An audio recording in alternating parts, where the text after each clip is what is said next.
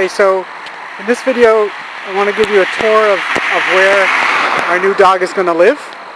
So we're going to start by showing you the street that we live on, and it's a very busy highway.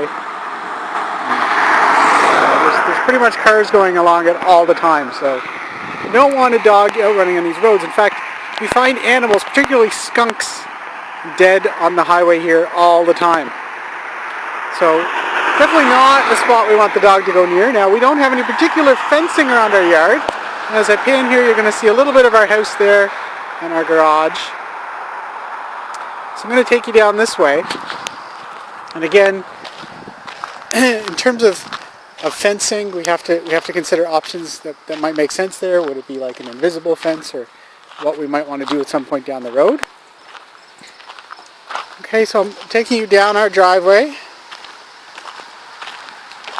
One of the thoughts we had was that when we take the dog out, for its pees or eliminations, I guess, we would use the front door, and we might take the dog into a spot out around here, which would be the dog's own personal spot that we would clean up. So that's one of our options. We're going to move further down our driveway. So we have a nice long driveway, so it's a good spot for the dog to move around, as long as it's not going out on that busy highway. And walking towards our garage. And this is our backyard. And we have a nice sized yard. I mean, I think it's a good area for the dog to play. And again, there's no fencing between our neighbors' yards. Now, on this side of the house, there's a few trees. And just to give you an idea, down here, there's lots of open space and area. Of course, in the wintertime, this will all be covered in snow and a little harder to traverse, but we do have a nice man who comes and keeps our driveway clear, so that's good. This is the back of our house. All right.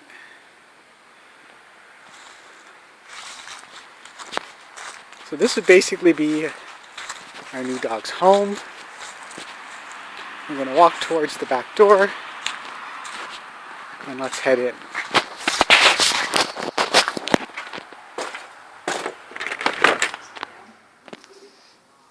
At that point. Yeah, we'll worry about it when the time comes, I guess. Okay, so this is our puppy setup. We went out to Walmart today and we bought a lot of our puppy supplies.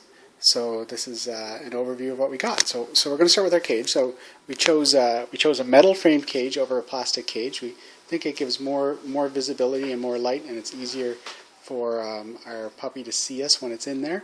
One of the other nice features about this crate that we realized is that it has an insert so that it can be made different sizes. So although the crate itself, you can see, is a fair size and hopefully will accommodate our doggy, it actually has an inside divider as well, so you can make it even smaller, and then we have a little thing in there to get it ready.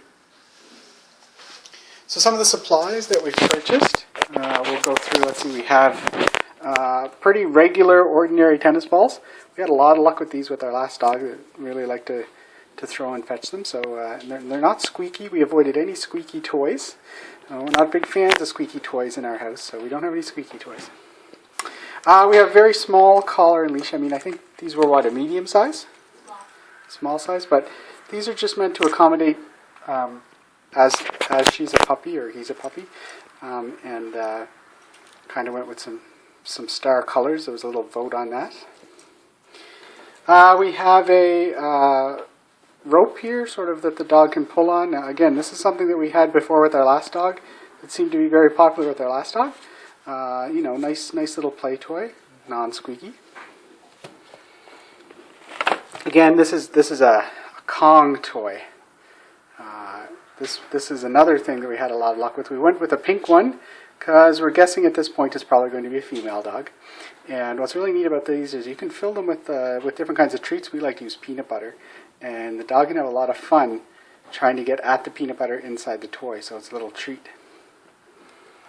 In terms of treats, this is going to be the brand that we're going to try as part of our puppy training program. Tricky treat ball treats, and there's a little ball that goes with it that I'll show you too. But what we're going to do is these are a nice soft treat, which we were told would be good. And in terms of trying to teach commands or anything to the dog and to help train the dog, these will be the special treats that it gets for its rewards. Positive reinforcement, right? This little ball actually is sort of designed to go with those treats, and you can hide the treats in the ball. Again, it's a little game for the dog to play. Of course, we have poop and scoop bags, so when the dog is out for a walk or we're taking it around, this allows us to easily pick up the dog's excrements and put them in a bag. Doggy poop. And dog dirt. And we have some little chew bones there. And we went with simple solution, hard surface stain and odor remover. So if our new puppy has a few accidents, hopefully this will help keep the smell and the stains out from our house. Now, we chose this area very particular where we wanted to keep the dog. So our idea works like this. Oh, and over here, of course, we have our stainless steel bowl for food and for water. Everybody that we looked at seemed to have stainless steel, so that's what we went with. So the idea is we wanted to pick a spot similar to the suggestions that we've seen that's close to the door where they're going to be taken out for pees and poops, and that'll be this front door here. But also is close to the family area where we spend a lot of time. So we spend a lot of time in our living room up here and our room down here.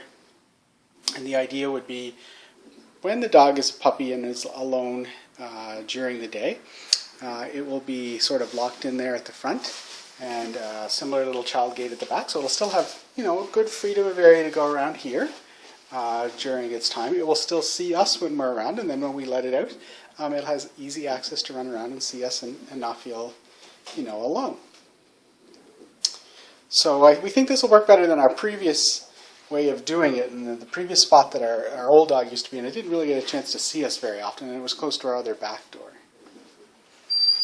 So there you have it. That's some of the things we got ready, and we'd appreciate any of your comments.